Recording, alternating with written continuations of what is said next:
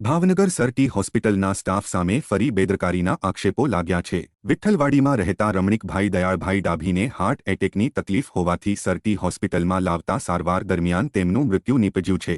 Sir T હોસ્પિટલમાં રમણીકભાઈ દયાળભાઈ ડાભીને લાવનાર તેમના પુત્રએ આક્ષેપ કર્યો હતો કે તેમના પિતાને હાર્ટની તકલીફ હતી, તેથી હોસ્પિટલ લાવ્યા હતા, જ્યારે અહીંયા સ્ટાફ હાજર નહોતો, જેથી વિડિયો શૂટિંગ કરતા પોલીસને બોલાવી અને અમને રોકવામાં આવ્યા હતા। તેમના પિતાની સારવારમાં બેદરકારીના કારણે મૃત્યુ નીપજ્યું હોવાનો આક્ષેપ કર્યો હતો। જો કે આક્ષેપ કરનાર ભાજપના ઓબીસી સેલનો મંત્રી હોવાનું જણાવી રહ્યો છે। જો કે હાલ મૃતદેહ સ્વીકારી લેવામાં આવ્યો છે।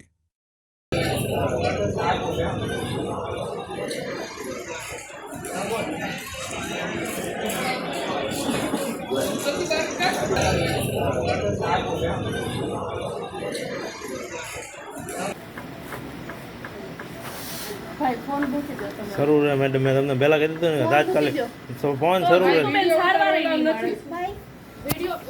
હા હા, પોલીસની ધમકી ન આપતા બોલાવી લો, વિડીયો નહીં થાય શરૂ લેડીઝ એટલે લેડીઝને ટ્રીટમેન્ટ કરવાની તો ખબર નથી પડતી। હા, બધો વિડીયો મારી પાસે, આ ફૂલ વિડીયો છે મારી પાસે, પહેલેથી છેલ્લે લગીનો વિડીયો છે। હા, બધું દેખાડીશ તમને, મારે દેખાડવાની જરૂર નથી, મારે જ્યાં દેખાડવાની હું દેખાડી દઈશ। હા મેડમ, આવજો ને।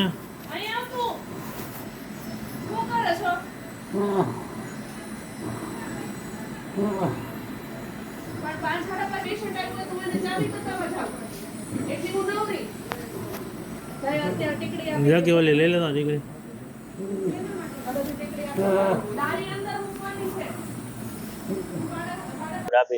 વડવા ઓબીસી મંત્રી છું ભાજપમાં। મારા ફાધરને 2 દિવસ પહેલા સરટી હોસ્પિટલમાં હાર્ટ એટેકમાં આવેલા, અને જ્યારે લાવ્યા ત્યારે કોઈ મેડિકલ સ્ટાફ કોઈ હાજરમાં નહોતો, ત્યારે મેં એનો વિડીયો બનાવેલો।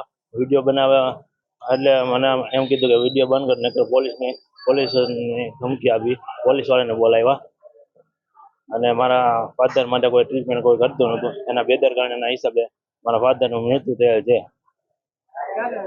2 દિવસ પહેલા, અને આજે એક્સપાયર થઈ ગયા હતા। પોલીસ ફરિયાદ કરવાનું છું, આમાં કોઈ એક્શન નહીં લે, અને ત્યાં સિવાય હું ડેડ બોડી સ્વીકારવાનો નથી।